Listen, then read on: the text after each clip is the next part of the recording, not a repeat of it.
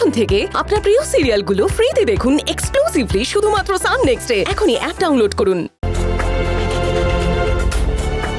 Ivan, অফিসারের কথা শুনে তো স্পষ্ট বোঝা গেল যে দাদুর পারমিশন ছাড়া আমরা কিছুতেই কাকাইয়ের সাথে দেখা করতে পারবো না। তুমি একবার দাদুকে ফোন করে বলো না আমাদেরকে যেন কাকাইয়ের সাথে দেখা করতে দেয়। বুঝতে পারছি, আসলে অফিসে জানো তো এই নিয়ম কারণ এগুলো একটু বেশি দেখাচ্ছিল মনে হয় না? আরে আটকাতে হলে অরিজিনাল রিপোর্টার্সদেরকে আটকাক, সেই মানে আমাদেরকে আটকাচ্ছে কেন? আমার মনে হচ্ছে বড়টা ইচ্ছাকৃতই করলো। কিন্তু অফিসার তো বললেন দাদুর অর্ডার আছে, তুমি একটা ফোন করলেই তো মিটে যায়। দাদুর অর্ডার আছে মানে পুলিশ কি অলোকেশ সান্যালের কথা মতন তদন্ত করছে? তাহলে তো খুব মুশকিল। পুলিশের কাছ থেকে নিরপেক্ষ তদন্ত আশাই করা যাবে না। দাদুকে এখন ফোন করবো? মনে হয় না দাদুকে ফোন করাটা ঠিক হবে, কারণ দাদুও প্রচন্ড ব্যস্ত।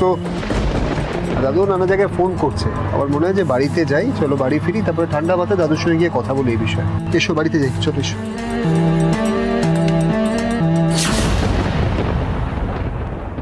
সত্যি যদি এই অফিসারের সাথে অলোকেশ সান্যালের যোগাযোগ থাকে, তাহলে তো উনি আমার সঙ্গে কোনোভাবেই সহযোগিতা করবেন না।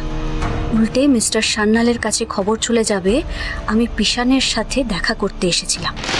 না, আমাকে যা করতে হবে লুকিয়ে করতে হবে।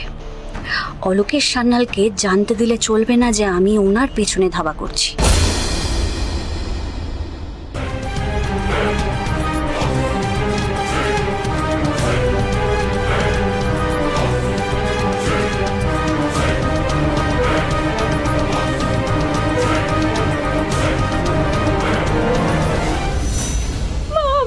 কাল থেকে আমার জামাইটা ওই পুলিশ লকআপে আছে।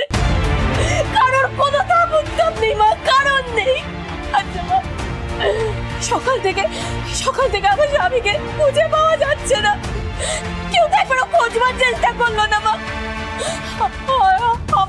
আমাকে এই বাড়ির কোনো লোক নিজের মনে করে না। যদি করতো তাহলে আমার সঙ্গে এত বড় অনাচার করতো না মা, করতো না। কি সব উল্টো পাল্টা কথা বলছিস তুই? আমরা সবাই অর্ণবের জন্য ভয়ানক দুশ্চিন্তায় আছি। তোর সামনেই তো খোকা বলল যে ও অর্ণবের খোঁজ করার চেষ্টা করছে। খোঁজ?